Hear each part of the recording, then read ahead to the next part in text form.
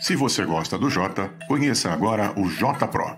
Informações diárias exclusivas e ferramentas únicas para ajudar a definir os rumos da sua empresa. Jota Pro. Não tome decisões no escuro. Acesse www.j.info/pro e conheça mais. Bom dia a todos e a todas. Bem-vindos a mais um webinar da Casa Jota Online. Eu sou a Laura Diniz, cofundadora e diretora de audiências do Jota. A Casa Jota é um espaço de debate com especialistas, representantes dos três poderes e dos diversos setores da sociedade para tratar dos temas mais importantes do cenário institucional do país. Tudo isso cumprindo a missão do Jota de tornar as instituições brasileiras mais previsíveis, ajudando o nosso público a tomar decisões e a reduzir riscos. Este é o quinto e último debate de uma semana inteira de eventos sobre liberdade de expressão, um tema que está cada vez mais presente na pauta nacional e que deve ganhar ainda mais espaço com as eleições do ano que vem. Muito obrigada ao Google, nosso patrocinador, e a todos vocês que estão nos acompanhando. O assunto de hoje é limites territoriais da jurisdição na internet, um tema extremamente desafiador. É uma discussão de direito internacional, de direito constitucional, de direito processual, do efetivo e do paliativo, do possível e do impossível, e, em último grau, uma discussão sobre poder, com conteúdos que provocam impacto muito além das regiões geográficas em que foram postados, como calibrar a regulação e o enforcement para posicionamentos de diferentes legisladores e julgadores ao redor do mundo. Para fazer esse debate, contamos com um timaço. Amanda Smith Martins, mestre em Direito Internacional Privado pela USP, sócia fundadora do escritório Smith Martins Advogados. Solano de Camargo, doutor em Direito Internacional pela USP e sócio da Libroc e Camargo Advogados. Francisco de Mesquita Laux, doutor e mestre em Direito Processual pela USP, doutor, aliás, com uma tese exatamente em cima deste tema que a gente está discutindo hoje, e Flávio Luiz Yarchel, professor titular da Faculdade de Direito da USP, advogado e árbitro. Bom dia a todos, muito obrigada mais uma vez por terem aceitado o nosso convite. Queria passar a palavra para vocês, para as considerações iniciais de vocês, de 5 a 10 minutos, começando por você, Amanda. Bom dia de novo, muito obrigada. Bom dia, Laura. Eu que agradeço pela excelente introdução e agradeço a todos que estão aqui nos acompanhando. Eu fiquei muito honrada com esse convite do Jota, é um portal com muita credibilidade, que traz informações muito relevantes. Fiquei muito honrada de ter sido convidada para participar desse painel hoje e mais honrada ainda ao saber da grande responsabilidade que viria com os colegas com quem estou dividindo esse painel. Então, eu agradeço muito pelo convite e, sem maiores delongas, vamos ao que interessa, então. Estamos aqui hoje para falar sobre um tema muito relevante no contexto da internet, que é a questão da jurisdição, justamente pelo fato da internet ser caracteristicamente descentralizada. Isso é algo que foi trazido em algumas das apresentações aqui ao longo da semana, porque justamente é uma característica intrínseca da internet, essa descentralização, e isso, por sua vez, dificulta a atribuição de responsabilidade pelo conteúdo que é postado, que é difundido nesse ambiente online. E isso, por sua vez, traz dúvidas sobre qual é a jurisdição competente para julgar eventuais conflitos que surjam na ciberesfera, no ambiente da internet. Então, qualquer conflito desses que envolva algum elemento estrangeiro, chamado de elemento de estraneidade, vai recair necessariamente sobre questões de direito internacional privado e vai ter que ser determinada qual é a jurisdição competente e a respectiva lei aplicável. Então, essa é a introdução que eu venho fazer para que vocês compreendam como que essas questões se colocam no ambiente digital e como que elas são tratadas no direito brasileiro, especificamente nas normas de direito internacional privado. O que a gente observa é que tem uma dificuldade em manejar essa distinção entre o que é o campo privado e o que é o campo público na rede. E isso pode resultar, em alguns casos, em violações da intimidade, da privacidade e de outros direitos na internet. E é importante lembrar que essa transferência de dados que ocorre o tempo inteiro, sempre com conteúdo difundido, compartilhado, etc., pode ocorrer entre servidores que estão localizados em territórios pertencentes a diferentes estados e que, consequentemente, estão submetidos a diferentes regimes jurídicos. Então, a partir do momento em que as ideias de território, de soberania, elas vão se distanciando daquela concepção mais tradicional, atrelada à questão da fronteira física, a própria percepção das fronteiras físicas se altera, e aí fica necessário a gente refletir e pensar sobre quais são as regras que vão determinar o exercício da jurisdição de cada um dos estados em um território. A ausência de fronteiras no mundo online, ela traz dificuldades para que o Estado exerça esse papel de regulador físico, e os atos que são praticados no ambiente digital, eles podem ser praticados com indivíduos que estão sendo submetidos a uma jurisdição distinta de onde os dados foram acessados. Então, frequentemente na internet, não sempre, mas muito frequentemente, existe um elemento estrangeiro, um elemento de estrangeidade, e o desafio que se coloca principal é como combater os dissídios que surgem nesse ambiente de uma forma eficaz. Essa é a grande questão que a gente pretende discutir. Então, para isso, nessa parte inicial, eu quero apresentar quais seriam os critérios aplicáveis para que seja determinada para que seja possível essa tutela, na verdade, né? Por outro lado, existe também a questão dos limites à responsabilidade do provedor, seja um provedor de conteúdo, de hospedagem, de acesso, ou um provedor de e-mail, de correio eletrônico, né? Porque quando a gente pensa no ordenamento jurídico brasileiro, o Código de Defesa do Consumidor considera que esses provedores são fornecedores, então eles seriam responsáveis pelos defeitos, inclusive aqueles defeitos relativos às falhas de segurança e também à reparação pelos danos causados. Se aplicam as excludentes de licitude, de responsabilidade previstas no ordenamento brasileiro, então casos de força maior, de caso fortuito, culpa exclusiva da vítima, ou então fato de terceiro são excluídos.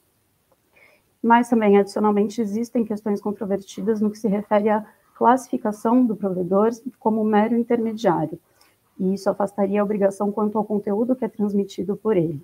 Ele teria uma certa imparcialidade nesse sentido. E também em relação ao mecanismo de notice and takedown, que implica a necessidade de notificação prévia para que possa haver a responsabilidade do provedor. Em seguida, os colegas vão apresentar casos práticos em que essas questões foram debatidas, mas eu gostaria de concluir essa minha exposição inicial apresentando para vocês brevemente quais são os dispositivos da lei brasileira que se aplicam e que são relevantes quando a gente fala em competência do Estado brasileiro.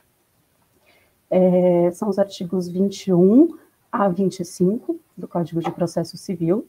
Eu não vou, evidentemente, ler os artigos aqui, vou dar uma resumida do que eles tratam para que vocês entendam como que o nosso ordenamento jurídico entende a questão da competência exclusiva, recorrente e assim por diante. Então, primeiramente, os artigos 21 e 22 tratam sobre a competência concorrente, ou seja, o Estado brasileiro é competente para julgar uma ação, mas isso não impede que outros estados que tenham tido algum contato, algum ponto de contato com aquele conflito também o sejam.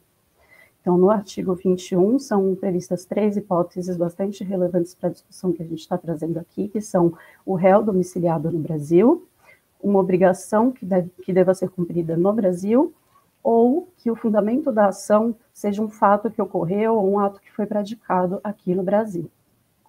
E aí, no artigo 22, vem mais algumas hipóteses de competência concorrente, ação de alimentos, que aqui não nos interessa, mas nos interessa bastante as outras 2 hipóteses, que são as relações de consumo, quando o consumidor tiver domicílio ou residência no Brasil, e também as situações em que as partes se submeterem à jurisdição nacional.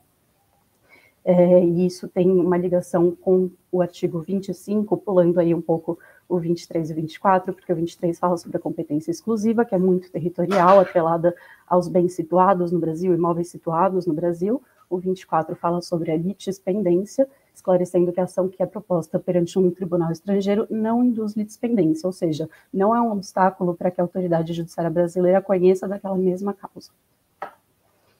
E, por fim, então, o que interessava colocar aqui, para concluir essa exposição sobre os artigos do Código de Processo Civil aplicáveis às questões de internet, é o artigo 25, que trata da cláusula de eleição de foro, esclarecendo que não compete à autoridade judiciária brasileira o processamento e julgamento da ação quando houver cláusula de eleição de foro exclusivo estrangeiro. Mas isso pode ser afastado de ofício pelo juiz, mesmo antes da citação, se ele considerar que essa cláusula é abusiva. Para finalizar essa exposição mais normativa, vale mencionar que algumas dessas hipóteses também estão previstas na LINDB, que é a Lei de Introdução às Normas do Direito Brasileiro, ou então, para quem conhece pela nomenclatura antiga, LIC, que era a Lei de Introdução ao Código Civil, principalmente no artigo 12, que reitera, então, a competência da autoridade judiciária brasileira quando o réu for domiciliado no Brasil ou quando a obrigação tiver que ser cumprida aqui. Bom, isso é o que está no ordenamento brasileiro, mas, justamente, temos uma pluralidade de estados no mundo, cada um deles com o seu ordenamento jurídico, cada um deles com as suas próprias normas de direito internacional privado, que vão avocar a competência para apreciar esses conflitos, para julgar essas lides, e daí que podem surgir os conflitos de jurisdição. Então, eu agradeço, espero não ter cedido o tempo, aqui corri um pouquinho no final, e passo a palavra aos colegas. Muito obrigada. Obrigada, Amanda. Solano, agora você vai levar a gente para um passeio pelo mundo, né? Muito obrigado, Laura, uma satisfação estar aqui no Jota, cumprimento meus colegas aqui, o professor Flávio, Amanda, o Francisco e todos os seguidores do Jota, é uma satisfação. Bom, como a Amanda explicou tão bem, a gente tem esses conflitos de jurisdição, porque justamente a internet ela está em diversos países, né? Tem alguns que têm menos, alguns que têm mais, e pode ser que cada autoridade judiciária decida se considerar competente para uma questão que pode ser repetida em outros estados. E o que a gente tem visto, né, nos últimos 2 anos, desde o começo da pandemia, é que nós estamos vivendo, no que diz respeito a essa matéria de conflito de jurisdições, que eu chamo de uma era da hiperregulação, porque está todo mundo regulando bem ou mal, é uma questão que está sendo discutida no mundo inteiro. E como é que começa, né? Na verdade, quando a gente fala assim, mas pode um Estado decidir que ele tem jurisdição sobre uma questão que foi tratada em outro Estado, por exemplo, como acontece muito na internet? E isso começa, essa definição, até onde um Estado pode ir e tal, no que diz respeito ao direito internacional público. Lá em 1927, quando a Corte Permanente Internacional de Justiça decidiu, no caso Lotus, que cada Estado pode decidir a sua própria jurisdição, desde que não tenha uma norma internacional acima deles. Então, isso funciona desde lá, então tem critérios os mais diversos no mundo. E o que acontece na internet? Então, vocês imaginam um caso, né, um caso assim, acadêmico, né? Eu sou usuário de uma rede social, eu tenho amigos em 50 jurisdições, e eu vou lá e posto, né, um Reels, alguma coisa, um filminho, falando de informações sobre funcionários, sei lá, do governo chinês. Então, em teoria, eu tenho, assim, pelo menos 52 jurisdições possivelmente competentes que poderiam querer censurar, me cobrar indenização, querer até considerar que eu cometi algum crime. Então, esse é a grande complexidade da internet. E o que se entende como uma jurisdição legítima, pelo menos em termos assim, de direito internacional público, é que normalmente o Estado tem que ter alguma conexão substancial, alguma coisa a ver com o assunto. E é um problema porque até onde o interesse do Estado vai não é uma coisa muito clara, né? Então, se pede um legítimo interesse, tem que ser razoável. Então, são conceitos mais ou menos abertos. E aí que começam as discussões, porque grande parte dessas redes sociais não estão sediadas no Brasil, né? Estão sediadas ou nos Estados Unidos, ou na China. Tem o caso do Telegram, que é sediado em Dubai. Então, o que eu vi, né, nos últimos 2 anos? Pelo menos tem 48 países que tentaram, com medidas legislativas ou administrativas, regular de alguma forma as empresas de tecnologia. Isso em 2 anos, segundo a Freedom House. Né? Nos Estados Unidos, eles têm uma visão muito mais aberta no que diz respeito ao cumprimento de decisões judiciais que vêm do estrangeiro. Então, a rigor, isso vem desde lá de trás, desde 1804, né? Os tribunais, caso Charming Betsy, lá que se chama a doutrina americana. Então, os tribunais nacionais, eles podem cumprir o direito internacional sem que o legislativo americano permita. E o restatement, que cuida de processos internacionais, fala que os tribunais dos Estados Unidos, eles acabam impondo, né, os casos de internet, a regra geral. Então, eles não vão cumprir uma ordem que não tenha sido diretamente, um assunto que tenha sido direcionado exatamente para os Estados Unidos. Por isso, os Estados Unidos, muitas vezes, eles não acabam cumprindo determinações judiciais que tenham a ver com a internet, ou também por questão que pode violar a segunda emenda, a questão de liberdade de expressão, que é o caso recente agora, estava até falando antes de começar esse painel, o caso Ecostec, né, o Google, lá no Canadá, uma Suprema Corte no distrito de Alberta, no Canadá, deu uma ordem judicial para que o Google desindexasse alguns resultados de toda a internet mundial. E o que aconteceu foi que o Google buscou uma ordem num tribunal da Califórnia para não cumprir, dizendo que essa ordem acabava extrapolando a jurisdição canadense. Então, o que a gente tem é um verdadeiro conflito de jurisdições. O Canadá mandando remover do mundo inteiro, os Estados Unidos mandando ficar. E a gente não tem uma corte supranacional que resolva esse problema. É uma questão meio que sem solução. E na União Europeia, onde tem um tribunal supranacional que regula isso, né? Como é que está? O regulamento Roma II, que cuida de atos ilícitos, obrigações extracontratuais, ele claramente, assim, no artigo 1º, número 2, ele fala, assim, não estão previstos aqui quaisquer assuntos de violação de privacidade, direitos da personalidade, inclusive difamação. Porque lá também é tão controvertido, cada estado pesa de um jeito, que é a liberdade de expressão do que a difamação. Né, com relação à competência, que é o regulamento Bruxelas II. É competente o tribunal onde aconteceu o ato ilícito, onde o fato prejudicial pode acontecer, ou seja, em qualquer um dos estados que compõem a União Europeia, portanto, de acordo com o Bruxelas I bis, poderia ser competente. O regulamento, o Regulamento Geral de Proteção de Dados, GDPR, da União Europeia, o artigo 3º fala que qualquer um que trate dados que tenham a ver com residentes da União Europeia tem que cumprir as determinações, então você exporta as regras de direito material, ou seja, você acaba gerando também competência em outros estados, até fora da União Europeia. E aí começam as confusões, né? Começam as confusões porque os processos de difamação são propostos num estado, mas eu posso cobrar o prejuízo que eu tomei por conta de difamação em outro estado. Aí o Tribunal de Justiça da União Europeia limitou. Você só pode cobrar indenização na França dos atos, né, o que aconteceu de prejuízo na França. Se tiver prejuízo na Itália, tem que entrar com o segundo processo na Itália. Tá, mas eu quero remover conteúdo. Não, remover conteúdo você só pode pedir, por um outro caso da União Europeia, no lugar em que você tiver seu maior centro de interesses. E por aí vai, porque o que são os centros de interesses principais? Isso acaba causando uma situação de competência quase que universal, porque você pode pedir para o juiz uma série de coisas que acabam tendo feitos em outro estado. Que aconteceu aqui no Brasil, na decisão do Supremo, ministro Alexandre de Moraes, que baniu, né, por conta de fake news, uma série aí, aqueles atos antidemocráticos, por exemplo, quando baniu a Sarah Winter do Twitter mundial, né? Então, isso são sem levar em conta decisões possivelmente contrárias de outras jurisdições.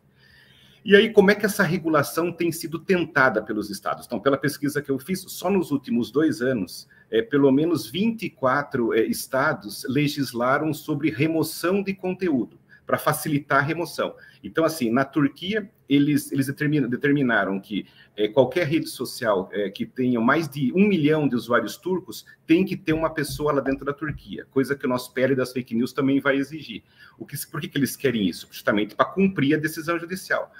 Na Indonésia, isso foi em novembro de 2020, a plataforma tem 4 horas para tirar do ar depois de uma intimação do governo. A Rússia soltou leis agora em janeiro e fevereiro desse ano. Se o Estado russo entender que um conteúdo é ilegal, enfim, as empresas que não removerem têm multas altíssimas. A Índia, agora em fevereiro desse ano, qualquer rede social com mais de 5 milhões de usuários tem que ter 3 representantes locais, além de a lei exigir que tenham ferramentas de inteligência artificial, enfim, para poder remover conteúdo, que tem até 36 horas para remover, sob pena de um desses 3 representantes tomar uma prisão de 7 anos. E o conceito do que deve ser retirado é muito aberto lá na Índia. Então, é qualquer conteúdo que viole a ordem pública, decência, moralidade, soberania, integridade e segurança do país. Sabe-se lá o que é isso, né? E a Austrália, agora, junho de 2001, eles criaram um órgão, né, o E-Safety Commissioner, que lhe obriga as empresas a remover conteúdo abusivo. Mas, assim, claro, sem definir o que seria abusivo, em 24 horas. Então, isso aqui são só tratando sobre remoção. Também levantei aqui nos últimos 2 anos uma série de estados que promoveram medidas de leis anti-censuras, que isso começou em janeiro, quando o Twitter bloqueou o perfil do presidente Trump, todo mundo ficou perplexo no mundo inteiro, e aí começou um movimento mundial de se criar normas que evitem essas leis anti-censuras. Então, o parlamento russo está discutindo a qualquer momento, vai entrar em vigor uma lei que vai pôr multa gigante que bloquearem usuários. O México também, o presidente Manuel López Obrador pediu para o Senado que está com uma lei que concede poder para uma autoridade anular a moderação de conteúdo das empresas que apagarem perfis, né, que fizerem a moderação de perfil. Agora, em setembro, a gente sabe, a medida provisória do presidente Bolsonaro quis modificar o Marco Civil, né, foi suspenso pelo Supremo, mas eles queriam reduzir o poder das mídias sociais para moderar conteúdo. Isso aconteceu aqui no Brasil.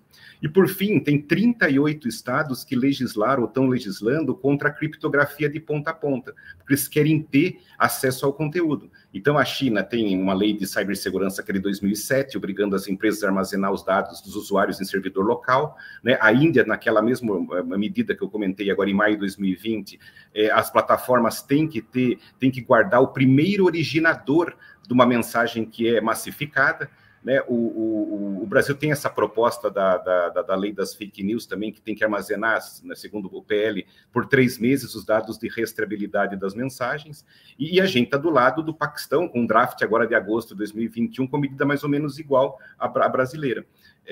Por fim, e por aí vai. Então, por isso que eu falo, Laura, devolvendo a palavra, que eu entendo nós estamos vivendo aqui, desde o começo da pandemia, numa era da hiperregulação, que envolve conteúdo de internet. Obrigada, Solano. Muito, muito bom te ouvir falar sobre vários casos e vários países do mundo que a gente vai ter oportunidade agora de explorar um pouco mais aprofundadamente aí as coisas que você trouxe. Obrigada. Francisco, por favor. Bem, gente, bom dia. É uma alegria muito grande estar aqui na presença do professor Flávio Archel, da Amanda, do Solano, da Laura, e também uma responsabilidade, porque é um painel de muita qualidade, informações muito interessantes que já foram compartilhadas com a gente. E como a Laura explicou no começo, quando eu estava informando os dados a respeito dos palestrantes, eu produzi uma tese, né, que hoje se transformou num livro chamado Redes Sociais e Limites da Jurisdição, e que buscou, de alguma maneira, trazer uma solução para esse tema. Porque como é que funciona essa situação na prática? E quando eu comecei a escrever isso em 2017, eu tinha um problema quase que matemático na minha cabeça. A gente tem, falando de uma maneira bem formal aqui com vocês, a gente tem uma internet só, para todo mundo. E a gente tem aproximadamente aí 200 estados soberanos tentando exercer poder nesse ambiente. Como é que faz para deixar todo mundo feliz nessa sala? Vai dar problema, né? E tem dado problema. E como é que esse problema chega até o judiciário? Como é que o magistrado tem contato com essa informação, tem contato com litígios que tratam desse tipo de tema? Funciona mais ou menos assim. A parte que se vê ofendida, difamada, eventualmente objeto de fake news num ambiente social. Por exemplo, postei um comentário difamatório a respeito de alguém no Facebook. E essa pessoa ofendida pode promover uma demanda com pedido de obrigação de fazer para bloqueio daquela informação, para bloqueio daquele comentário na rede social. E aí funciona mais ou menos assim. O juiz analisa o pedido normalmente em sede de urgência e defere ou não. Quando defere, o Facebook vai lá e bloqueia o conteúdo. Mas ele bloqueia para quem? Quem é afetado por essa decisão judicial? E vejam que aqui eu já estou saindo da discussão a respeito da competência, ou para ser mais preciso, da jurisdição internacional direta. O judiciário que proferiu aquela decisão é competente. Então ele proferiu a decisão e a rede tem que cumprir, né? Mas cumprir para quem? Afetar quem? Quem que vai poder acessar e quem que não vai poder acessar aquela informação tida por infringente por um dos estados que pode exercer poder naquele ambiente virtual? A solução que eu arranjei, ou que eu arranjei não, que eu construí na minha tese com base na doutrina e na jurisprudência internacional e nacional é a seguinte: olha, essa questão da competência está resolvida, só que ela é muito elástica na internet. Se a gente pensar em local do ato ou fato danoso, qual é o local do ato ou fato danoso? Pode ser o mundo inteiro, basicamente. Você consegue construir um raciocínio se você tiver uma lógica de competência internacional mais elastecida para que qualquer judiciário do mundo possa decidir aquele litígio, né? Então, essa questão de competência está resolvida. E ela é muito elástica na internet. Um segundo passo que a gente tem que ter para conseguir fazer com que a gente construa uma norma de convivência adequada é quem vai ser afetado pelo comando jurisdicional que determina a remoção de conteúdo da internet. A conclusão que eu arranjei e que é majoritária, por exemplo, no Tribunal de Justiça de São Paulo é a seguinte: olha, eu proferi uma decisão e essa decisão vale para acessos oriundos do meu estado, né? Então, se o judiciário brasileiro proferiu uma decisão que determina o bloqueio de acesso a determinado conteúdo na internet, conexões advindas do Brasil, eu que estou conectando aqui de Santa Catarina, o Solano, o professor Flávio, que estou conectando de São Paulo, a Amanda, que está conectando do Paraná, não vai poder mais acessar aquele conteúdo. Agora, se eu tiver um amigo, um irmão, um primo nos Estados Unidos, na Alemanha ou na Argentina, eles vão poder continuar acessando. Essa que é a lógica, né? Construída a partir, como eu disse, da doutrina, e o que hoje a gente tem como jurisprudência majoritária no Tribunal de Justiça de São Paulo, especialmente onde tem mais litígio mesmo a esse respeito. A gente tem em outros estados? Tem, mas o tribunal que mais vezes enfrentou esse tema foi o Tribunal de Justiça de São Paulo. Existem decisões que dizem que a remoção deve ser para qualquer pessoa, indiscriminadamente, do local geográfico em que ela se encontre? Existe. Como é que funcionam essas decisões? Elas têm como base, majoritariamente, o artigo 11, parágrafo 2º do Marco Civil da Internet, que é a Lei 12.965 de 2014. O que diz esse parágrafo 2º do artigo 11? Ele diz o seguinte: olha, empresas que fornecem serviço ou têm sede no Brasil devem cumprir ordens judiciais brasileiras. É uma coisa quase óbvia, né? Mas isso então, objeto de uma regra, de uma norma jurídica que está lá no parágrafo 2º do artigo 11 e que pode ser entendida como uma regra de competência também, né? De jurisdição internacional direta, no caso. Mas ela resolve essa questão de quem pode ser afetado pela decisão judicial? Na minha visão, ela não resolve. Ela dá o primeiro passo, né? Que é estabelecer, eventualmente, a competência por uma questão de local de domicílio do réu, por exemplo. Né? Mas ela não avança para esse segundo passo, que é quem vai ser afetado pela decisão judicial. Né? E aí que, na minha opinião, se encontra o problema. E aí que a gente precisa pensar em eficácia territorial das decisões, nesses casos, nessas decisões de obrigação de fazer.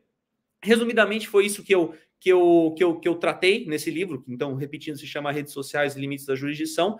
Não só, e é interessante notar que existe, o Solano fez menção ao caso Ecustec, que é dos Estados Unidos, a gente tem um caso interessante no Tribunal de Justiça da União Europeia também, que foi o caso do Conselho Nacional de Informática e Liberdade da França, e que envolveu o Google. Então, o que aconteceu? Esse conselho impôs uma multa ao Google, porque o Google não estaria, então, removendo de todo mundo as informações que o judiciário francês ou o Estado francês considerava infringentes. Por um mecanismo chamado reenvio prejudicial, essa questão foi levada ao Tribunal de Justiça da União Europeia, e o Tribunal de Justiça da União Europeia disse o seguinte: olha, nesse campo da restrição ao discurso na rede, eu não conheço o direito material dos outros estados. Eu conheço o direito material dos meus estados-membros, mas eu não conheço como funciona nos Estados Unidos, ou, a rigor, eu não deveria, eu não tenho obrigação de conhecer como funciona nos Estados Unidos, no Brasil, na Argentina, enfim, então eu não posso dizer o que pode ou não pode ser acessado lá. E é por isso, então, que as determinações de remoção de conteúdo oriundas da União Europeia devem ser cumpridas nos limites dos Estados-membros. Então, essa foi uma conclusão, que é de 2019, que, na minha opinião, é uma conclusão bem razoável e que pode pautar discussões aqui no Brasil. A gente teve o caso, de fato, do inquérito das fake news, que tratou desse tema, mas tratou por intermédio de decisões ali, decisões quase que de urgência, né? Não houve uma decisão do colegiado do Supremo a esse respeito. Então, a gente ainda pode a gente ainda tem bastante espaço para amadurecer essa discussão no Brasil e para verificar, de fato, qual vai ser o rumo que o Brasil vai escolher, qual vai ser o caminho que o Brasil vai escolher nessa discussão. Voltando a palavra aí para a Laura. Obrigada, Francisco. Agora vamos ouvir o meu querido amigo, professor Flávio Archer. Por favor, a palavra é sua. Não esquece de tirar o microfone do mundo. Obrigada. Pronto. Bom dia, Laura. Bom dia, Solano. Bom dia, Amanda e Francisco e nossos amigos, amigas que nos assistem aqui. Em primeiro lugar, é de fato uma alegria, ainda que à distância, reencontrá-los, em particular você, Laura, com quem não tinha contato há bastante tempo, e é muito bom estar aqui. Eu queria fazer um disclosure aqui, que ele não fez. Eu fui orientador desse trabalho do Francisco, mas eu digo isso com a seguinte ressalva: eu não orientei nada, eu só aprendi. Aliás, eu deveria ter aprendido. Então, na verdade, eu quero dizer que eu sou quase que um curioso sobre esse tema e um perdido a respeito. Venho aqui trazer só minhas dúvidas. E muito rapidamente, porque nosso tempo da fala inicial é curto, como deve ser. A primeira observação que eu faço é aqui, e que se extrai do discurso, de certa forma, de todos que falaram até agora, é que um dado que sempre foi tradicionalmente relacionado à jurisdição, como um limite da jurisdição, que é o território, esse dado restou comprometido. E não se trata apenas, mas também, daquilo que foi destacado pelos colegas, de que a internet transcende, né, limites. É que, na verdade, a própria ideia de território, mercê do emprego, da tecnologia, já vinha sendo relativizada, né? Na verdade, já uma penhora, por exemplo, eu não precisava ir ao local para fazer uma penhora, eu posso fazer uma penhora à distância, posso fazer apreensão de ativos, não exatamente do lugar, né, no lugar em que eu estou, e não preciso ir até o lugar em que se encontram os ativos financeiros, por exemplo. Mesmo do ponto de vista de cumprimento de contrato, eu mesmo me deparei com uma situação assim. Então, a obrigação envolvia uma implantação de software. Aquilo foi feito de um país para o outro. Então, qual é o território em que foi cumprida a obrigação? Alguém veio aqui no Brasil cumprir a obrigação? Alguém foi lá no outro país cumprir a obrigação? Então, a primeira ideia é essa, que não resolve nenhum problema, mas que convém a gente ter em mente. Na verdade, a ideia de território ficou, de certa forma, esfumaçada. Segundo ponto que eu procuraria quase que extrair, digamos assim, das considerações que já foram feitas, é lembrar que, afinal de contas, o nosso problema de jurisdição é um problema de solução de conflitos. E, como você lembrou, Laura, na verdade, isso se extrai das falas aqui, é um problema de poder. É um problema de poder porque o ambiente da internet e a atuação das empresas de tecnologia nos renova as discussões clássicas sobre poder. Quem tem poder, quem controla o poder, quem dá a palavra final. E aí, então, na perspectiva das soluções adjudicadas, não me refiro aqui às soluções consensuais, também poderiam ser alvo, mas quando a gente pensa em jurisdição, basicamente pensa em soluções adjudicadas, eu tentaria, digamos, resumir, pelo menos para eu mesmo ter um entendimento mais claro, da seguinte forma: eu tenho uma perspectiva de Estado versus plataformas, de plataformas versus Estados, e de Estados versus Estados. Eu acho que é assim que o poder transita. E tomando o primeiro grupo, dos dois primeiros, é até curioso, porque, como foi exposto aqui, um primeiro problema diz respeito ao controle que os Estados realizam sobre os conteúdos que transitam, né, sobre as plataformas. E até que ponto, portanto, eles têm poder de determinar supressão de conteúdos, ou determinar condutas, ou impor sanções, ou impor, enfim, decisões a essas plataformas, o que leva ao problema depois do limite de Estado para Estado, da efetividade dessas decisões. Por que eu estou falando isso? Porque isso está ligado, quer dizer, o outro lado da moeda, do poder, é justamente o poder que as plataformas têm de, eventualmente, fazer o controle do conteúdo. E isso foi muito bem lembrado aqui, ilustrado, pelo menos em duas hipóteses, que o controle que se fez, por exemplo, sobre os conteúdos colocados pelo presidente Trump, e, recentemente, a medida provisória que procurava estabelecer um limite ao controle feito pelas plataformas. E aqui realmente é muito difícil, né? Eu não quero ficar sem dar uma solução, meu tempo já está terminando. Mas, na verdade, o problema é o seguinte: nós saímos do controle estatal para cair num controle pelas plataformas, ou até que ponto o Estado pode controlar o controle feito pelas plataformas, ou até que ponto as plataformas não podem ser controladas. E eu digo isso porque aqui, ou na perspectiva Estado versus Estado, claro que há um problema de limite, de efetividade, mas há também um problema da própria, e isso decorre das exposições que foram feitas, eu estou quase tentando resumir, um problema de perspectiva do que se entende por liberdade de expressão. Né? Então, se na verdade os estadunidenses, norte-americanos, né, têm uma perspectiva do que é liberdade de expressão, diferente do que tem os europeus, ou diferente do que tem outros povos, é claro que eles tenderão a se recusar a cumprir certas decisões, porque eles dirão, não, isso aqui viola minha perspectiva de liberdade de expressão. Claro que, no limite, isso é um problema de efetividade, mas talvez seja bom a gente ter em mente que, em última análise, além do problema de dizer quem manda, é o próprio valor que preside as decisões e que provavelmente vai interferir naquele primeiro problema, que é até que ponto eu saio da censura estatal para cair na censura da plataforma, ou até que ponto eu controlo a censura da plataforma via controle estatal. Aparentemente, a ideia da regulação regulada talvez fosse mesmo a melhor solução, dando-se ao Estado uma espécie de atuação residual na medida em que as plataformas assegurassem o devido processo legal, em que elas escutassem os interessados, em que elas tivessem regras razoáveis para estabelecer. Eu acho que, assim, grosso modo, tentando equacionar os campos do nosso debate, eu acho que é isso, protestando por novas considerações no decorrer do nosso debate. Obrigado. Obrigada, professor. Queria voltar para o Francisco, uma questão ali que ele trouxe, que eu acho que é muito central no nosso debate, só para abrir aqui essa primeira rodada de perguntas, que é sobre a efetividade. Você trouxe, né, Francisco, esse desenho ao falar sobre quem ia ser afetado sobre a decisão de retirada de conteúdo, eventualmente, que a decisão vale para as pessoas que estão no campo de jurisdição daquele magistrado. Então, por exemplo, no caso, o Brasil.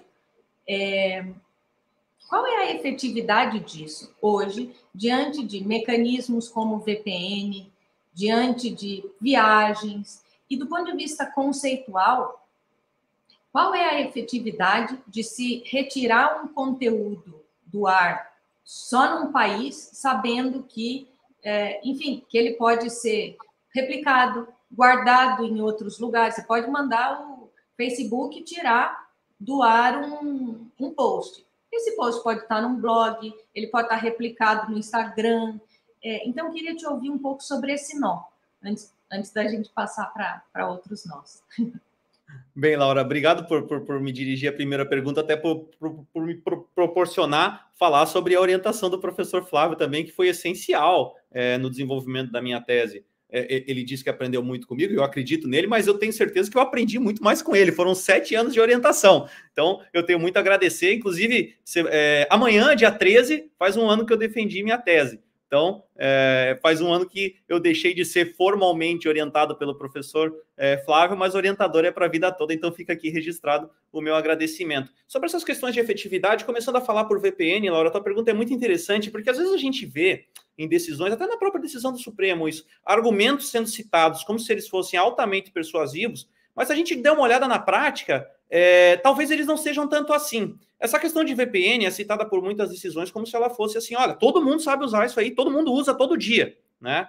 E não é bem assim que funciona, né? Se a gente pegar, por exemplo, algumas experiências, no caso o Yahoo, por exemplo, o Yahoo contra a Liga Antissemitismo francesa, que é o caso que pela primeira vez discutiu esse tema dos limites da jurisdição na internet, teve uma perícia lá para verificar de fato se essas remoções locais elas seriam efetivas ou não. Foram consultados 3 peritos na época, isso lá no início dos anos 2000. E a conclusão que se chegou é que o mecanismo de bloqueio local, esse mecanismo de segmentação com base no local de acesso das pessoas, atingiria um grau de efetividade elevadíssimo, superior aos 90%, aos 95%. Isso para sites conhecidos, isso para sites que realmente teriam aí um acesso grande que não teriam mais. Imagina para um caso que envolve uma difamação online, por exemplo, que não tem grande repercussão, né? Então, quem é que vai se utilizar de um VPN para continuar acessando essa espécie de conteúdo? O grau de efetividade vai ser de 99,999% nessas hipóteses. E sobre as questões de efetividade da jurisdição em si, independentemente do aspecto geográfico, esse é um problema que eu verifico também, tá? Principalmente quando a gente fala em casos de viralização de conteúdo. Vejam só, né? a gente tem um dano que é imediato quando uma postagem é feita na internet. Mas para a gente buscar essa remoção via judiciário, a gente tem que escrever um arrazoado, a gente tem que escrever uma petição inicial, que leva tempo, né? Essa petição inicial tem que ser distribuída lá no fórum, né? Isso também leva um tempo. Tem que chegar até o gabinete do juiz, que tem que estudar o processo e deferir a liminar que você está pedindo lá na sua petição inicial. Isso também leva tempo. E, além disso, a gente vai ter que citar por carta a empresa ou o autor da postagem para remover aquele conteúdo da internet. Isso também leva bastante tempo. Normalmente, quando tudo isso acontece, aquela postagem considerada ilícita não está mais sendo vista por ninguém, porque a relevância dela já passou, né? Esse é o contexto que a gente tem hoje em relação ao judiciário, né? Se a gente denunciar aquela postagem na plataforma, provavelmente, se for o caso de remoção, a remoção vai acontecer muito antes, né? Então, a gente tem um problema não só de efetividade, mas a gente tem um problema muito sério de tempestividade da tutela jurisdicional, que, se a gente continuar pensando a partir dessa lógica que eu citei para vocês, vai ser muito difícil de ser resolvido, porque quando a gente pensa, por exemplo, em um conteúdo viral, né, conteúdo que viraliza, conteúdo que tem uma disseminação muito rápida, a gente está falando de minutos, de horas, a gente não está falando de dias, a gente não está falando de semanas de repercussão a respeito daquele determinado conteúdo. Então, de fato, a jurisdição estatal como um todo, né, se a gente pensar em termos de efetividade, principalmente de efetividade, ela acaba pecando nesse ponto específico. Obrigada, Francisco. Amanda, você quer comentar? É um comentário bastante rápido, só complementando o que o Francisco muito bem colocou até agora. Quando a gente fala sobre efetividade, é quase que inevitável a gente falar sobre o reconhecimento das sentenças estrangeiras. E aí, muitas vezes, a gente pensa no caso de uma decisão brasileira tendo dificuldades para ser reconhecida, por exemplo, nos Estados Unidos, que tem uma concepção bastante distinta da nossa sobre a liberdade de expressão. Mas vale lembrar que também pode ocorrer de uma decisão de outro país ter dificuldades em ser reconhecida aqui no Brasil, justamente porque existem disposições na lei brasileira que permitem que esse reconhecimento seja negado se houver, por exemplo, uma ofensa à ordem pública.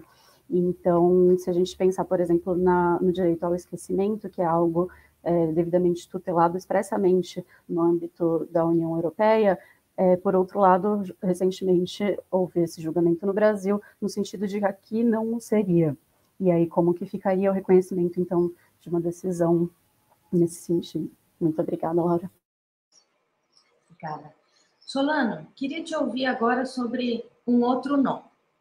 Quando a gente está falando de conteúdos para serem retirados, eu vou fazer um recorte aqui para a gente falar só de conteúdo ilícito. Não vou falar de conteúdo tóxico, porque daí a gente pode tirar o judiciário da jogada e pode confundir. Então, assim, quando há um conteúdo ilícito postado numa rede por uma pessoa, e alguém vai se insurgir contra aquela publicação e vai pedir a retirada. Geralmente, essa ação é direcionada à plataforma dentro da qual o sujeito publicou o conteúdo ilícito. Às vezes, os dois estão no polo passivo, tanto o sujeito quanto a plataforma, mas eu, pessoalmente, não me lembro de ter visto um caso em que só o sujeito estivesse no polo passivo dessa ação e a plataforma de fora. Imagino que tem aí uma discussão sobre efetividade, né? Porque a plataforma é mais, imagino que mais fácil, digamos, de conseguir uma resposta efetiva. Aqui no Brasil, tem uma discussão sobre responsabilidade dos intermediários, né, das plataformas. Eu queria que você ajudasse a nos situar um pouco sobre ela e nos contasse um pouco como é que isso é em outros lugares do mundo, para a gente tentar imaginar, enfim, que tipo de conflito pode dar. Muito bom. De fato, são dois problemas que se conversam, né? Que é de direito internacional na veia.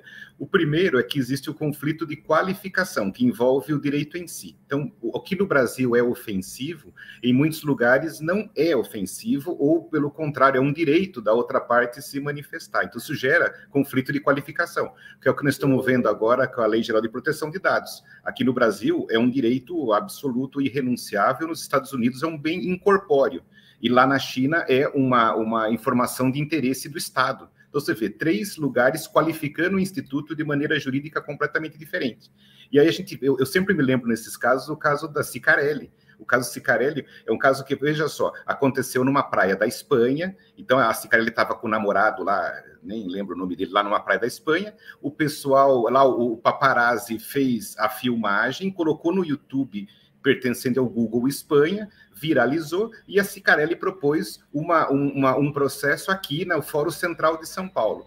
O que diabos a jurisdição do Fórum Central de São Paulo tem a ver com, assim, claro, a decência, que ela se sentiu, do ponto de vista do direito material, ela se sentiu uma violação à privacidade dela, que na Espanha não é. Aliás, a Espanha, a gente sabe, Ibiza, Palma de Maiorca, é uma concentração de tios do iate do mundo. Lá é comum esse tipo de filme, a gente sabe que as revistas espanholas...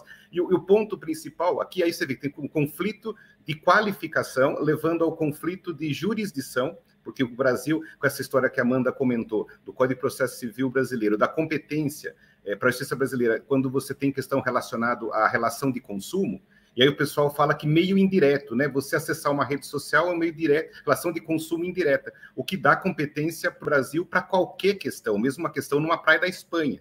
E aí, como é que fica, para responder a sua pergunta, a plataforma nesse meio? Porque é muito importante a gente pensar o que faz uma plataforma ser boa, ou ser procurada, ou fazer sucesso, né? Justamente porque ela tem ali postagens que viralizam, que informam, que causam polêmica. Então, muitas vezes... se você aceitar essas censuras em cascata, que muitos estados fazem até administrativamente, como é o caso que tem aqui essa tendência que tem acontecido, principalmente nos países de natureza mais totalitária, é que você faz com que a importância das redes sociais diminua, a ponto dela não ter mais, assim, relevância. Esse é o grande dilema das redes sociais, porque ela tem uma função pública pela importância que eles tiveram, ao mesmo tempo que eles têm que lutar pela sua própria relevância. Então, o que nós temos aqui no caso brasileiro, nós temos um triplo desafio. Primeiro, essa jurisdição praticamente universal brasileira para pôr a mão e querer regular conteúdo que em outras jurisdições não se daria a mesma relevância. Então, o juiz brasileiro me parece nesse ponto igual o juiz francês. O juiz francês ele tem competência, de acordo com o Código Napoleônico, que está em vigor até hoje, o artigo 15, para julgar toda e qualquer questão que tenha um francês como parte. Então, se um francês bater com um carro aqui em Osasco, ele poderia entrar com uma indenização lá em Lyon. Então, isso é tido como exagerado no mundo inteiro, e o Brasil também tem isso com relação de consumo. E aí, com relação à moderação em si, judicial do conteúdo, a gente está vendo que cada vez mais no Brasil se privilegia a questão da privacidade, a questão de considerar difamação, em contrapartida à liberdade jornalística, à liberdade de informação. E aí, as redes sociais têm uma primeira tendência, evidentemente, assim, o Marco Civil, ela afasta a responsabilidade das plataformas pelo conteúdo de terceiros, desde que eles cumpram as determinações judiciais. Só que o ponto, esse é o desafio, é que muitas decisões judiciais, elas podem ser consideradas abusivas. Abusivo porque existe essa questão da competência exagerada de algum juiz, né? Existe uma questão com relação ao conflito próprio de qualificação, se aquilo é mesmo uma fake news, ou se aquilo é uma ofensa, uma difamação ou não, e também tem a questão da própria relevância da rede social. Existem muitas redes sociais que defendem o conteúdo do usuário porque se trata de uma informação legítima e talvez a decisão pode ter se dado num quadro mais ou menos abusivo. O ponto é que a gente nunca pensa nessas medidas todas no usuário, né? O usuário que tem o direito, às vezes, de acesso àquela informação, por ser uma informação vinda de uma autoridade política ou de alguém que é um artista e, portanto, ele tem, né, um interesse do usuário de conhecer o que aconteceu, seja uma fofoca ou não seja. Então, esses limites, eles fazem com que, do ponto de vista processual, você tenha margem no Brasil para discutir qualquer coisa, de qualquer lugar, a qualquer momento, partindo do pressuposto de que eu posso tirar o conteúdo e daí pouco importa o direito subjetivo de quem postou ou de quem poderia ter acesso. E, por fim, tem a questão da identidade, né, Laura? Você nunca, às vezes, tem certezas de quem postou é aquela pessoa que postou mesmo. Então, isso cria quase que, assim, direciona todo o canhão, né, do judiciário para as empresas, porque é muito mais fácil você mandar um ofício para cumprir aqui na Vila Olímpia, né, para o Facebook remover um conteúdo que foi postado, às vezes, ou para o Twitter, né, com conteúdo de importância, às vezes, internacional, do que você procurar o verdadeiro responsável. O caso do Alan dos Santos. O Alan dos Santos, ele não está lá nos Estados Unidos, em algum lugar, e ele posta, assim, a justiça, né, o Alexandre de Moraes manda cancelar o canal, ele cria outro, ou ele empresta o conteúdo para outro, porque não tem fim. Esse é o ponto, porque a internet ela é baseada muito, né, da importância da internet, justamente por ter essa liberdade informacional. Obrigada, Solano. Queria voltar ao professor Flávio para fazer para ele uma pergunta retórica que ele fez na fala inicial. E só pegando um gancho aqui da fala do Francisco, que quando estava falando de poder, trouxe a desigualdade da relação entre os estados e as plataformas. A gente tem uma internet, como falou o Francisco, centenas de estados, cada um com as suas regulações e tal, e temos plataformas globais. Você perguntou, Flávio, saímos do controle estatal para o controle das plataformas? E eu queria te devolver essa pergunta. Talvez num tempo futuro, sairemos do controle estatal para o controle das plataformas? Eu acho que é uma pergunta que a sociedade, não estou fugindo da resposta não, mas é uma pergunta que a sociedade de alguma forma tem que dar, né? Acho que o Solano destacou um aspecto importante, né? Há um certo déficit de representatividade do usuário nessas discussões, né? Em que se coloca o problema. Então, talvez nós pudéssemos trabalhar um pouco mais sobre canais que pudessem reforçar a intervenção do usuário, quer na perspectiva do controle estatal, quer na perspectiva do controle feito pelas plataformas.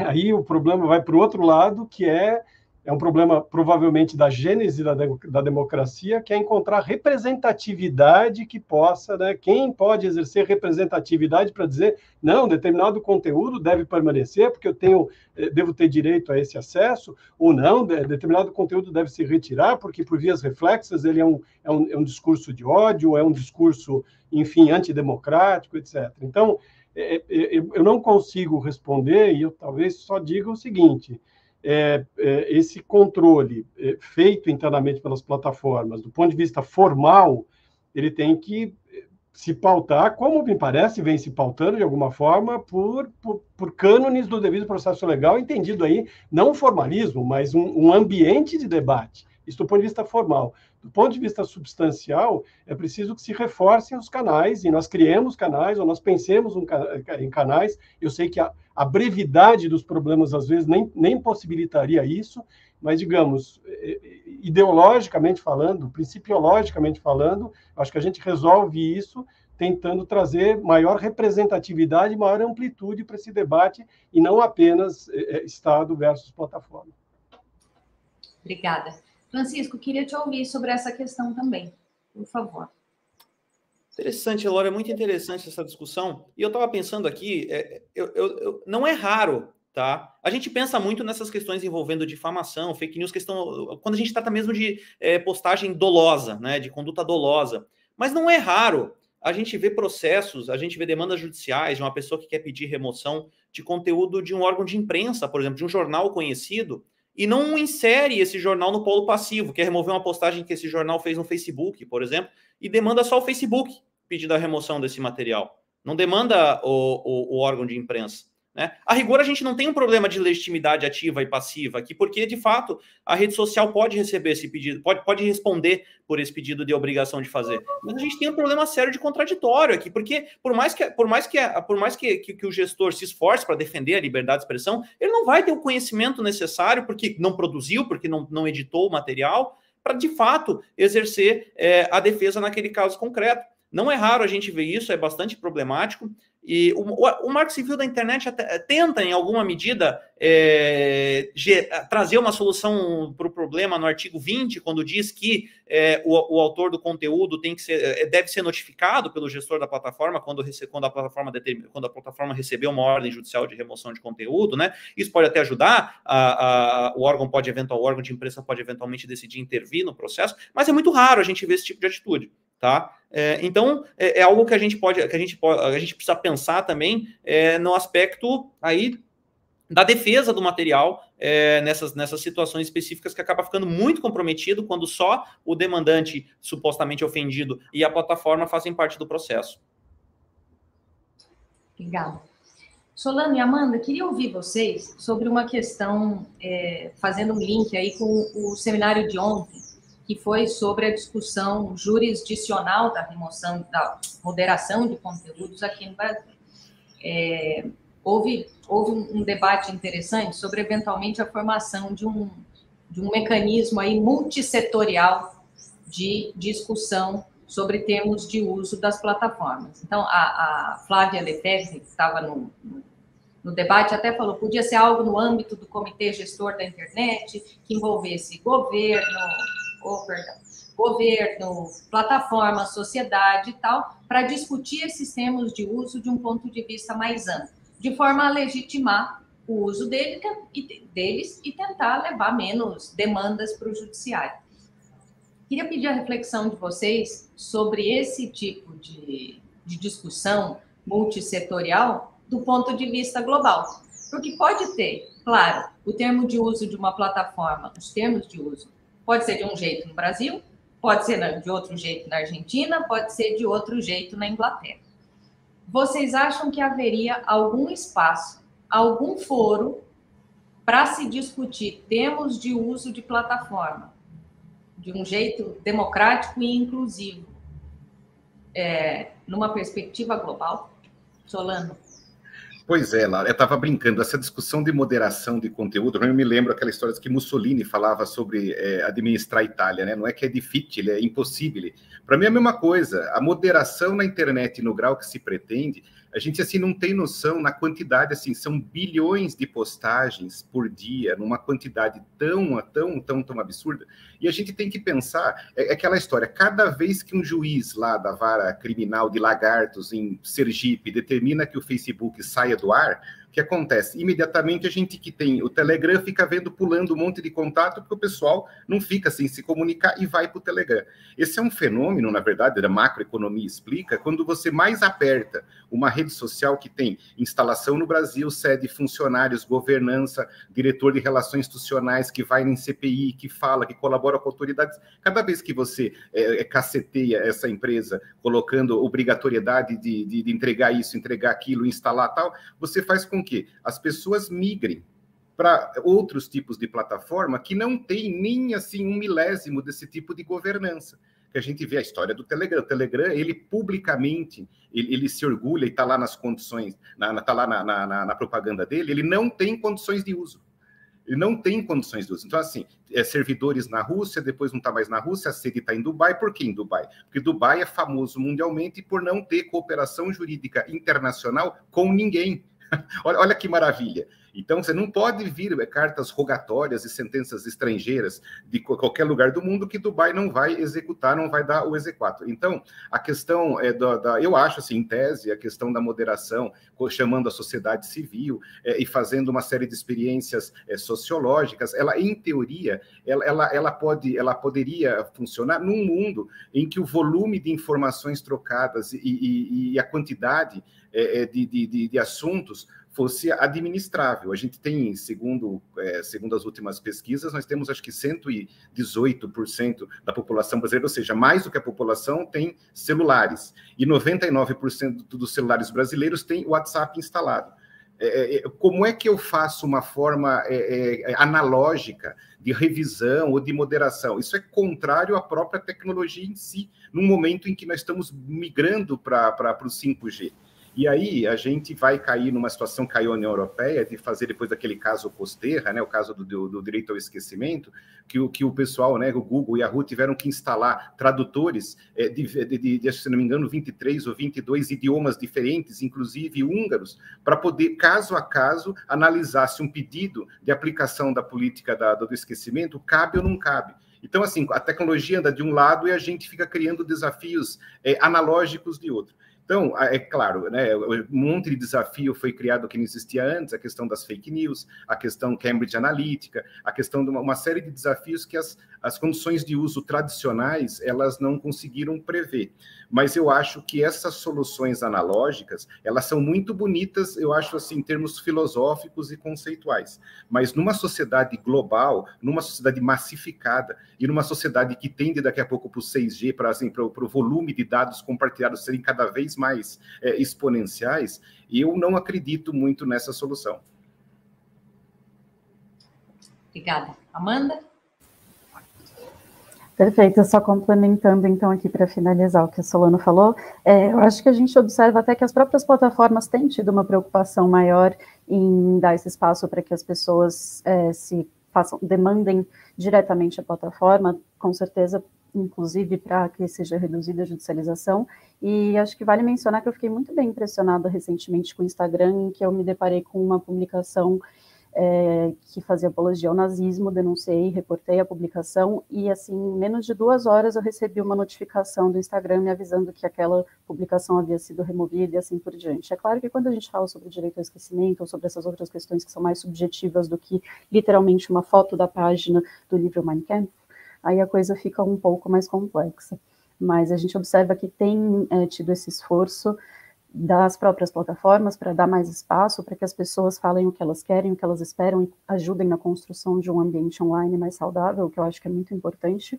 E um exemplo disso, inclusive, aconteceu ontem, que o YouTube divulgou que vai remover dos vídeos o botão de descurtir os vídeos, para que isso se torne uma ferramenta de feedback para o criador e não uma forma de, enfim, fazer linchar pessoas publicamente, assim por diante. Essas eram minhas considerações. Muito obrigada pelo espaço. Obrigada, Amanda. Professor Flávio? Não, eu queria só reforçar o que a Amanda acabou de dizer, ilustrando o seguinte: o papel das plataformas é muito relevante. Se a gente for ver, se a gente fizer uma comparação, por exemplo, do ponto de vista de divulgação de fake news, do ponto de vista eleitoral, que nós tínhamos no contexto da eleição, quando, por exemplo, o ministro Fux era presidente do TSE, e que nós temos hoje, o próprio TSE reconhece que o papel das plataformas mudou consideravelmente com resultados. Eu participei de evento outro dia com o ministro Barroso, ele destacou esse aspecto, quer dizer, a postura foi outra, a postura mudou. Então, embora continuemos a correr aquele risco, o fato é que mudando a postura e havendo a colaboração das plataformas, o controle, enfim, nós temos um problemão na mão, que é insolúvel, certo? Mas, de qualquer modo, dá para sentir um avanço. Né, aquela impotência sentida lá quando o ministro Fux assumiu e se propôs a fazer uma luta contra a fake news, e hoje, o estado em que a gente vive, houve uma evolução. No meu modo de ver, houve uma evolução clara. Obrigada. Queria pedir uma avaliação, Solano e Francisco, para vocês, sobre as mais simbólicas decisões brasileiras aí envolvendo jurisdição internacional para remoção de conteúdo ou não. A gente pode falar de direito ao esquecimento, podemos falar do caso do inquérito das fake news no Supremo, o caso do Luciano Hang, e eu queria uma comparação, uma análise de vocês sobre os argumentos que estão sendo usados aqui no Brasil para embasar essas discussões, em contraponto com alguns casos semelhantes no mundo. A gente está indo na linha de boa parte das discussões globais, ou a gente está indo na contramão? E, Solano, se você quiser fazer a distinção entre países de natureza mais totalitária e menos, talvez seja saudável. Olha, Laura, tem uma escala que ela vai, digamos assim, de China à Califórnia. E dentro dessa escala, a gente tem diversas formas de conceituar o conteúdo, né? Então, quanto mais o judiciário de cada estado se aproxima dos Estados Unidos, a tendência é considerar a informação como uma forma de expressão, uma liberdade de expressão, e quanto mais você vai para o ladinho da China, mais você considera as questões relacionadas à censura, e por aí você tem diversas qualificações um pouquinho próprias de cada estado. Mas o que eu tenho visto nos últimos 2 anos, por conta da digitalização forçada e obrigatória da sociedade, em que todo mundo ficou praticamente de olho numa tela, é que os estados acabaram criando normativas, que eu falo da hiperregulação, prevendo situações em que eles querem tirar do judiciário, uma tendência de se tirar do judiciário e migrando para o âmbito administrativo, na criação de órgãos que diretamente tentam 2 coisas. Ao mesmo tempo, vetar conteúdo em que o Estado, quem está ali no poder, não concorda. Então, isso é muito claro, por exemplo, na Turquia, o que nós estamos vendo, assim, quase assim, diária notícias e tudo mais, e também países como Bielorrússia, como China diversos, Vietnã, Indonésia, e temos também uma outra tendência a de se buscar evitar que canais oficiais ou oficiosos sejam moderados pelas plataformas, que é o que quase aconteceu aqui no Brasil esse ano, né? Aquela história de impedir que a moderação derrubasse perfis, como aconteceu com os atos tidos como antidemocráticos. E aí a gente vê isso em diversos países, não só totalitários, mas a gente vê certas, como aconteceu no Trump, tentou fazer uma normativa nesse sentido, a gente teve aqui no Brasil, a gente pode falar tudo, menos que nós somos totalitários, né? Podemos ser, né, namorar alguma coisa, um ponto aqui e outro ali, mas essa tendência de se tirar do judiciário e migrar para o Estado, que me parece mais preocupante como tendência internacional. Isso existe em diversos estados, e Austrália, Índia. A gente vê que o discurso baseado na evitar fake news, evitar questão de cloroquina, evitar propaganda política explícita ou cancelamento específico, sobre esses argumentos de se tentar e se ingerir nas políticas e nas moderações das plataformas. Obrigada. Francisco? Bem, Laura, por mais que essas discussões relacionadas aos limites da jurisdição no aspecto territorial, elas existam na doutrina pelo menos desde 96, 97, a gente não tem tantas decisões assim de cortes superiores a respeito do tema. A gente tem a decisão da Corte Suprema do Canadá, que se transformou no caso Ecustec, né? A gente tem uma decisão da Austrália, que envolveu a Electronic Frontier Foundation, que é um site conhecido, e que tinha um campo lá, uma aba chamada Patente Ridícula da Semana. Era mais ou menos isso, né? E lá nesse blog, eles satirizavam uma ideia, um mecanismo que foi patenteado e que não tinha utilidade nenhuma, né? Pelo menos de acordo com a visão deles. E uma empresa sediada na Austrália se viu difamada por conta daquela publicação, porque ela era autora do pedido de patente, promoveu a demanda na Austrália, conseguiu o pedido de remoção, conseguiu uma indenização, conseguiu multas, enfim, semelhantes às trentes que a gente tem aqui no Brasil, e tentou fazer valer essas decisões nos Estados Unidos. Não conseguiu também, porque os Estados Unidos, além da primeira emenda à Constituição, que trata de liberdade de expressão de uma maneira bastante expressiva, eles têm também uma lei chamada Speech Act, que é de 2010, né, e que trata dessas questões de reconhecimento de decisões estrangeiras a respeito de liberdade de expressão, e aí por conta dos requisitos lá do Speech Act, essa decisão foi barrada lá nos Estados Unidos, né? A gente tem também a decisão que eu mencionei para vocês do Tribunal de Justiça da União Europeia, que disse, olha, eu não conheço o direito material dos outros estados, eu conheço aqui o que acontece nos meus estados-membros, né? Então, assim, eu não posso falar do que acontece em outros lugares, então as decisões aqui dos estados-membros valem para cá, né? De um estado-membro valem para os limites territoriais da União Europeia, não vale para acessos oriundos de outras localidades. Aqui no Brasil, a gente tem a decisão do Supremo, do Alexandre de Moraes, que acabou sendo bastante discutida, né? Na metade do ano passado, junho, julho de 2020, e que, assim, na verdade são duas em uma, né? Primeiro ele determinou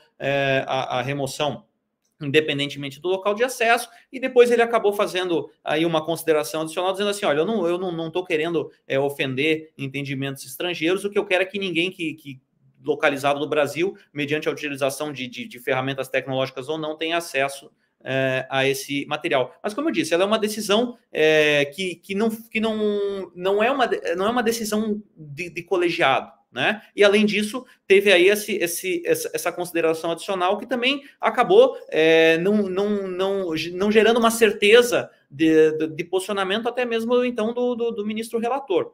Então, a gente precisa ver para onde, qual vai ser o caminho que o Brasil vai decidir adotar em relação a esse tema, se é do estabelecimento de uma regra de convivência mais precisa entre Estados soberanos, ou se o posicionamento que a gente tem, pelo menos minoritário hoje no Tribunal de Justiça de São Paulo, no sentido de que as decisões oriundas do Brasil valeriam aí, independentemente do local de acesso, do local de tentativa de acesso à manifestação.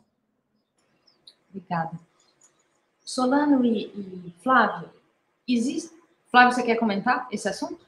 Não, eu só ia fazer... Obrigado, eu só ia fazer uma observação, nem tenho estatura para polemizar, nem quero, mas essa distinção entre Estado administração e Estado judiciário, eu queria refletir sobre ela, porque, na verdade, depende, né? E essa decisão de um ministro do Supremo Tribunal Federal, com todos os cuidados que o Francisco tomou, e prudentemente, porque, né, mostra que, enfim, tudo é Estado e que pecados podem vir de todos os lados. Eu concordo que institucionalizar a questão do controle numa máquina estatal, depois aparelhada e vai saber mais o quê. Agora, eu não parto da premissa de que o judiciário é necessariamente mais democrático do que a administração. Eu só queria fazer essa ressalva, porque eu acho que pode vir erro dos dois lados, sinceramente, mas, enfim. Obrigada. Eu queria entender de vocês, Solano e Flávio, se no direito internacional, enfim, se na convivência aí entre países, a gente tem uma série de organismos multilaterais para discutir uma série de coisas, né? Para discutir economia, para discutir educação, para discutir isso ou aquilo. Vocês veem espaço, ou já existe algum espaço para discussão, para que os estados discutam as suas regulações? Eu estou imaginando assim, vai haver cada vez mais casos de conflito. A exemplo do ECUSTEC versus Google, Justiça do Canadá contra a Justiça, não, né? Mas, enfim, em oposição à decisão, ao entendimento da Justiça americana. À medida em que isso se avolume, para onde caminha? Quem resolve esse conflito? Solano? Bom, eu acho que existe esse grande problema de qualificação acaba gerando os conflitos de jurisdição, porque você vê como teve essa questão das fake news, ao administro Alexandre de Moraes, né? Cancelar perfil. O cancelar perfil, quando olhado pela óptica do direito da Califórnia, por exemplo, é uma coisa, é visto como censura prévia. Você tirar canal a não ser que fosse o canal do Comando Vermelho, por exemplo. Percebem que muita gente acha, né, que pode, mas enfim, de qualquer forma, essa história é feio, gente. Tirar a voz. Então, assim, você querer homologar uma sentença estrangeira, um exequatur de uma decisão liminar relacionada à censura, você não vai conseguir, em muitos lugares, ter eficiência. Então, esse é um primeiro aspecto. Por quê? Porque o que a gente considera de limites do direito material aqui é diferente do de lá. Do ponto de vista internacional, o caminho sempre foi a da cooperação jurídica. E o que nós estamos vendo é que cada estado está querendo apertar o nariz do executivo da plataforma que está sediado aqui na sua jurisdição, como forma de você criar eficácia internacional. Que é aquela história, manda prender o presidente do Facebook, manda prender o executivo. Então, isso nada mais é do que você pegar o sujeito que está aqui sediado numa empresa tal e apertar o nariz dele como ferramenta de eficácia em substituição à cooperação jurídica internacional, que tem filtros. São filtros já centenários. Isso vem do século XIX, o filtro da ordem pública. E a ordem pública pode ser material ou pode ser processual. Isso que impede, muitas vezes, que decisões abusivas e normais numa jurisdição não seja eficiente e eficaz em outra jurisdição. Então, a questão de criar... Tem muitos trabalhos, eu já vi trabalhos relacionados a um tribunal internacional para a internet, como a gente tem, né, a questão do Tribunal do Mar de Hamburgo, poderia ter um tribunal da internet. Essa é uma questão que, assim, se a gente vê como a internet foi criada, é um contrassenso, porque a internet, ela teve ela foi formulada, né, by default, para ser livre, e para não ter justamente essa possibilidade de você, de cima para baixo, né, top-down, você conseguir fazer modificações. É por isso que ela é do jeito que se desenvolveu. Então, eu acho um pouco, assim, uma visão um pouco poliânica, né, polêmica moça, a gente achar que vai ter um órgão internacional que regule os conflitos de jurisdição, os conflitos de qualificação, porque nada mais eu vou estar fazendo do que empurrar os usuários para outros degraus de internet cuja regulação se torne cada vez mais difícil e impossível. Estou me referindo especificamente à Deep Web. Então, quanto mais eu deixar a internet amarrada, isso aí é a questão da bexiga, eu aperto embaixo, ela aumenta em cima. O pessoal vai querer continuar se expondo, fazendo postagens, essas coisas todas que a internet faz, né, vendendo produtos, quer a gente queira, quer a gente não queira. E para isso tem os níveis da própria Deep Web. É esse o mundo, né? O Brasil que eu quero não é um Brasil que vai ficar usando a Deep Web, onde é muito mais difícil prender criminosos, eu fazer as coisas todas que a gente tem. Mas é uma possibilidade. Quanto mais eu ingesso, mais eu empurro o pessoal para essa, digamos, cyberinformalidade. Ai, que medo da sua fala. Professor Flávio? A ideia de transcendência, né, que está presente, de certa forma, né, nisso tudo que nós estamos falando, me faz fazer um paralelismo com meio ambiente, né? E para tentar responder a sua pergunta, então, veja o momento que nós vivemos, né? Há um consenso mundial sobre um inimigo comum que são os efeitos decorrentes do aquecimento? Resposta: não.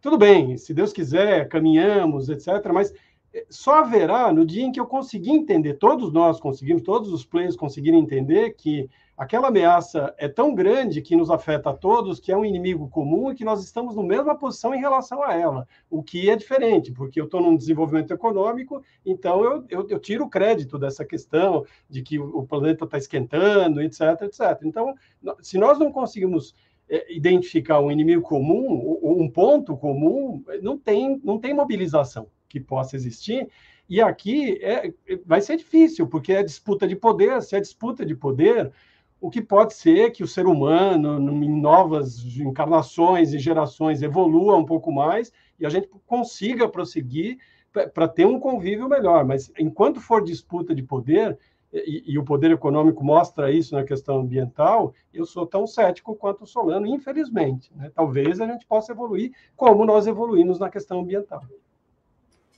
Obrigada, Francisco. Oi, só gostaria de fazer um comentário sobre a passagem do Solano, quando ele mencionou censura prévia. Não faz parte da experiência jurisprudencial brasileira o bloqueio de perfis, né? A remoção de perfis. Se a gente pegar, por exemplo, a jurisprudência do STJ, eles fazem uma analogia com o endereçamento de uma carta, né? Você indicar o perfil inteiro é como você mandar uma carta só para um prédio, né? Você indicar qual é o apartamento que você de fato considera, que você de fato quer que alcance, né? Então, para você fazer a carta chegar, você tem que indicar qual é o edifício, o número do prédio, qual é o apartamento que você quer de fato que aquela carta chegue, né? E no âmbito do perfil, a mesma coisa. Não basta só você indicar o perfil e pedir a remoção daquele perfil. Você tem que indicar onde que está a postagem infringente que aquele perfil praticou, né? Isso está lá no STJ, e o STF também tinha esse posicionamento, né? Inclusive cassando decisões de remoção integral de blog, por exemplo, em decisão monocrática em sede de reclamação constitucional, né? Então a gente tem algumas decisões nesse sentido oriundas do STF. E uma outra consideração rápida que eu gostaria de fazer é a seguinte: será que a melhor tutela é a tutela da manutenção ou da remoção do conteúdo mesmo? Será que essa tutela é de fato efetiva, né? Porque a pessoa tem o perfil removido, ela pode criar outro, né? E não é tão difícil fazer isso, ou fazer com que a postagem seja a postagem do interesse dela, que a postagem do interesse dela seja replicada por outro perfil, por outra pessoa, enfim, seja como for. Existem estudos nesse sentido, né? Eventualmente vinculados ao contra-argumento, né? Ao counter-speech, a questão da monetização. Existem outras formas de tutelar direitos na internet, além daquela vinculada à manutenção ou remoção de conteúdo. É um debate que está só começando, né? Assim, ele vai se complexificar ainda muito mais ao longo dos próximos anos. Provavelmente a gente vai estar discutindo aqui os limites territoriais da jurisdição da internet, se tudo der certo, todo ano aqui no Jota com vocês. Queria abrir agora a palavra para uma rodada final. A gente está chegando aqui, né, no final do nosso debate. Vamos seguir a ordem do começo.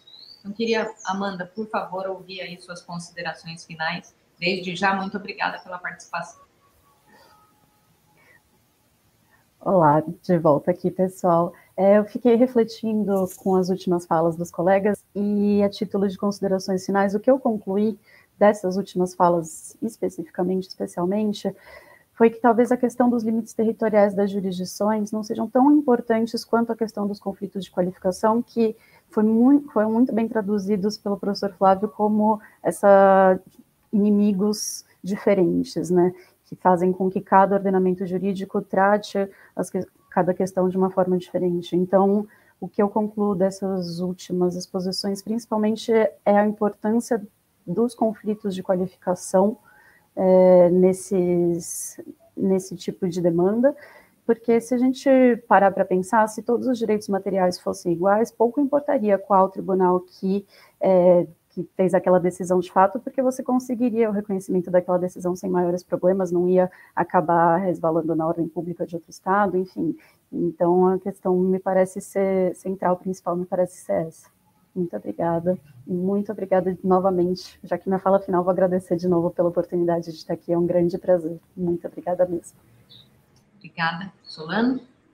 Bom, eu também achei muito interessante as colocações e eu cada vez mais tendo a achar que o grande desafio do Brasil é saber no mundo onde ele quer ficar, se é perto, né, dos estados que estão com a tendência de querer intervir cada vez mais, ou de pensar no usuário, que me parece que é o grande ausente dessas discussões, porque existe essa tendência de tutelar o usuário de tal forma que estamos criando grandes censores, sejam eles na órgãos administrativos ou órgãos judiciários. Isso já nós estamos voltando para a alta Idade Média, quer dizer, na época da Inquisição. Eu não quero que as pessoas leiam livros heréticos, então vamos queimar os livros e queimar as pessoas, nós estamos caminhando para isso. E não me parece que a história seguiu para esse lado, né? Pelo contrário, quando a gente viu essa inundação de fake news relacionados à pandemia, os próprios órgãos de imprensa, e aqui eu homenageio todos eles, inclusive pelo nome do Jota, né? Quer dizer, você vê, a desinformação foi vencida com a informação.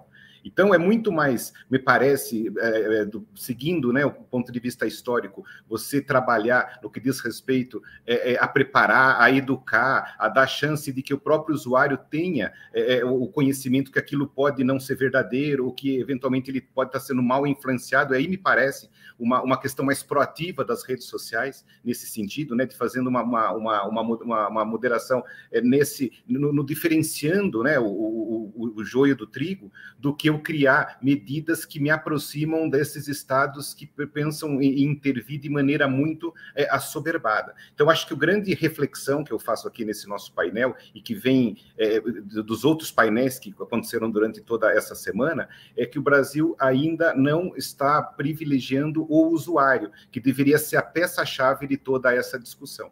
E aqui eu agradeço a todos, aqui ao Jota, a Laura, foi o máximo. Obrigada. Francisco? Bem, gostaria de registrar também meus agradecimentos pela participação, aprendi muito, e de fato essas questões vinculadas à qualidade da informação são muito importantes, e a tutela jurisdicional também precisa estar atenta a isso, porque de fato, eventualmente pensar só em remoção, manutenção, acaba não protegendo de fato, não compreende bem o fenômeno e não protege de fato os direitos das pessoas. Como sugestão até de pesquisa para quem está assistindo a gente, eu gostaria de deixar o registro de um caso em que, de fato, se trabalhou essa questão de combate à informação imprecisa com mais informação. Foi um caso que envolveu uma congressista estadunidense chamada Nancy Pelosi, e ela teve um vídeo divulgado na internet que era um vídeo que estava adulterado, ele estava meio que em câmera lenta, assim, e ficava aparecendo que ela tinha usado algum remédio ou tomado alguma coisa, enfim, estava estranho o vídeo, e esse vídeo acabava, de fato, prejudicando a imagem dela, né? E as plataformas adotaram medidas diversas a respeito de como tratar aquele conteúdo infringente. Uma das medidas, de fato, foi a inserção de contra-argumento como uma possibilidade de quem buscava acessar aquele vídeo ter acesso a agências de checagem, né, previamente a assistir o vídeo. Então, existe esse exemplo, vocês podem pesquisar aí, tanto na doutrina quanto notícias a respeito do tema. É um tema que pode, de fato, ampliar os horizontes de quem tá estudando essa matéria. Obrigada. Flávio? Bom, mais uma vez agradecer o convite e como mensagem final, só dizer o seguinte, né? O problema da efetividade ocorre quando eu quero intervir, quando eu quero exercer o poder, né? Se eu tiver menor intervenção, eu tenho menores problemas de efetividade. E nessa linha não é que é para largar tudo e deixar tudo, mas é tentar usar um pouco aquela imagem do, em vez de pegar o touro pelo chifre, não sei se essa imagem é politicamente incorreta hoje em dia, mas é tentar, né, dar o corpo e ter alguma maleabilidade para reagir, por exemplo, como foi muito bem lembrado aqui, por exemplo, com informação, com maior informação, até com informação sobre a própria reação que se fez com relação ao conteúdo. Então, se a gente ficar mesmo esperando soluções de cima para baixo, nós vamos ficar pensando em como elas têm que ser efetivadas. Se a gente criar soluções que venham mais da sociedade, enfim, que se organize, nós vamos pensar menos em efetividade. Muito obrigado, Laura, foi excelente, foi ótimo te rever os colegas e obrigado pela oportunidade de estar aqui. Obrigada a todos vocês, Amanda, Francisco, Solano, Flávio, foi um debate super inteligente. Eu queria agradecer especialmente porque não foi um debate em juridiquês. Eu confesso que eu estava com medo, o tema é intricado, né? Traz um monte de conceito difícil.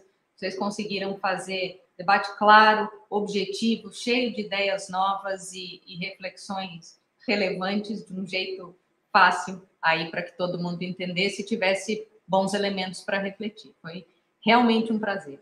Com isso, a gente fecha a nossa semana da liberdade de expressão aqui no Jota, com patrocínio do Google, a quem eu queria agradecer. Mais uma vez, todos os vídeos estão disponíveis e ficarão disponíveis no YouTube, no Facebook e no LinkedIn, e todas as palestras, todas as discussões, enfim, ensejaram a publicação de reportagens no Jota, então também para quem quiser saber mais, é só ir até lá, www.j.info e acompanhar. Gente, obrigada a todo mundo que estava nos assistindo e até a próxima. Se você gosta do Jota, conheça agora o Jota Pro. Informações diárias exclusivas e ferramentas únicas para ajudar a definir os rumos da sua empresa. E no Jota Pro Poder, você entende como se movem as instituições brasileiras. O Jota segue de perto tribunais superiores, agências reguladoras, os poderes executivo e legislativo e tem um time especializado que produz análises sobre o que realmente importa, afastando os ruídos da cobertura. Com o Jota Pro, você também pode ter acesso ao Índice de Previsibilidade Legislativa, uma ferramenta baseada em inteligência artificial e apuração jornalística exclusiva do Jota. Ela prevê, com mais de 95% de índice de acerto, os resultados das votações do Congresso sobre os temas que mais afetam o futuro do país e da sua empresa. Jota Pro. Não tome decisões no escuro. Acesse www.j.info/pro e conheça